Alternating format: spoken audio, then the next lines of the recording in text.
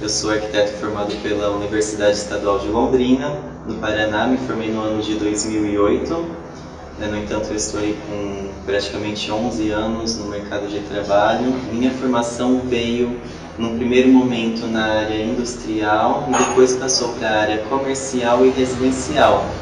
E nessa minha passagem pela área industrial, que foi inclusive no Brasil e fora do Brasil, sendo Alemanha, Polônia e Holanda, eu trouxe alguma bagagem técnica que eu procuro empregar nos projetos residenciais e comerciais, otimizando a questão das instalações elétricas, hidráulicas, o tipo de material e a tecnologia empregada na construção. Também sou pós-graduado em gestão de obras e gestão de projetos pelo Senai, e com essa experiência eu tento otimizar ao máximo os recursos disponíveis, tanto financeiros quanto materiais, analisando a questão do terreno onde vai ser implantado o projeto, em relação aos materiais existentes ou no caso de uma reforma e ampliação, analisar todos os condicionantes, juntamente com o programa de necessidades que o cliente apresenta.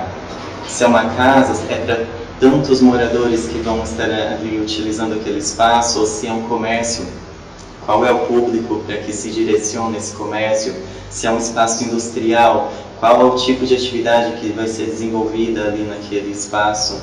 Então, todo esse conjunto de fatores a gente procura estar otimizando e levando em conta no desenvolvimento do projeto. E, é claro, aplicando a tecnologia que eu peguei da área industrial e trazendo para as outras áreas. A Stater, ela surgiu de uma ideia de trazer realmente, desenvolver mais a questão da tecnologia, porque hoje, se você analisa a construção civil aqui no Brasil, ela é um tanto atrasada, inclusive em relação aos nossos vizinhos latino-americanos, Então, essa ideia que sempre esteve na minha cabeça desde a época da faculdade, de tentar fazer com que invista-se mais em tecnologia, em otimização de obra e de mão de obra e de tempo, fez com que a gente pensasse, ainda dentro de uma construtora onde eu trabalhava, em transportar isso para as obras de grande até pequeno porte, tornar isso mais acessível para as pessoas.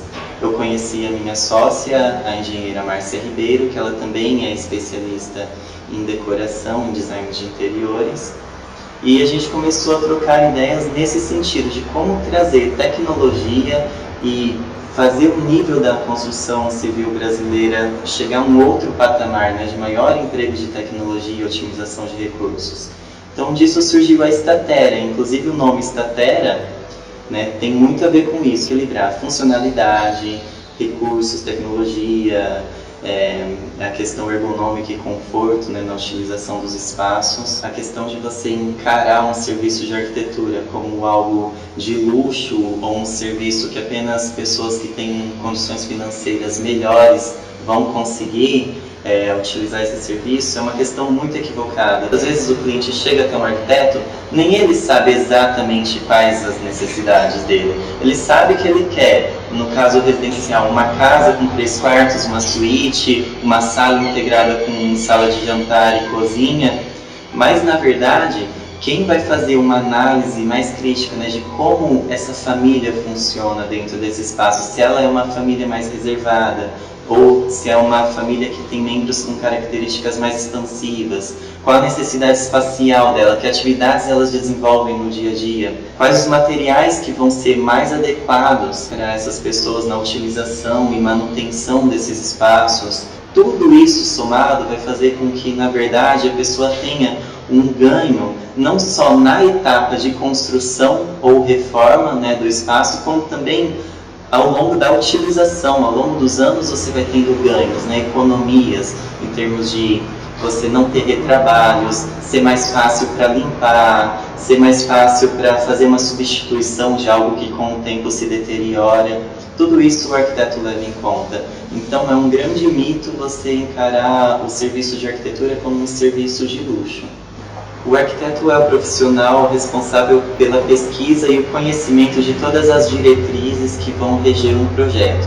tanto pré-aprovação junto à prefeitura, né, que como eu acho que a maioria das pessoas devem saber, todas as cidades com mais de 20 mil habitantes no Brasil devem ter um plano diretor que vão reger como serão as construções. Em cada cidade geralmente tem pontos bem diferentes nessa questão. E também quando se tratam de questões comerciais, instalações hospitalares, clínicas, restaurantes, enfim, você vai trabalhando com outras legislações que regem essas atividades, né? Como por exemplo vigilância sanitária, corpo de bombeiros. Então o arquiteto ele traz na sua bagagem de conhecimento todas as normas que vão reger o projeto de cada um desses espaços. E ele vai orientar o cliente o que pode, o que não pode, qual é o melhor material que vai, por exemplo, no caso de uma aprovação junto à vigilância sanitária, um piso que seja mais fácil limpar, ou algum revestimento que seja fungicida ou bactericida, né, em casos hospitalares, por exemplo. Numa residência, a metragem quadrada que pode ser construída em cada terreno, de acordo com a sua área, os recuos, questão de aberturas. Inclusive, quando você vai construir pensando no financiamento via Caixa Econômica, Banco do Brasil, essas instituições também têm diretrizes que vão fazer com que o projeto seja aprovado e o financiamento liberado ou não. Então é o arquiteto que vai fornecer todas essas informações para o cliente no momento da contratação. Muito dessa questão, dessa sensibilidade para o tipo de público que o projeto se direciona, se perdeu quando a gente saiu da prancheta e foi para o computador. Quando a gente desenhava na prancheta, que é no meu caso, quando eu estava na faculdade a gente ainda não tinha computadores, a gente fazia estudos de penas, de técnicas de desenho, de representação de materiais, através de tipos de grafite, de cores, né? Como que a gente passava essas informações para a execução, para o pedreiro, para o mestre de obras.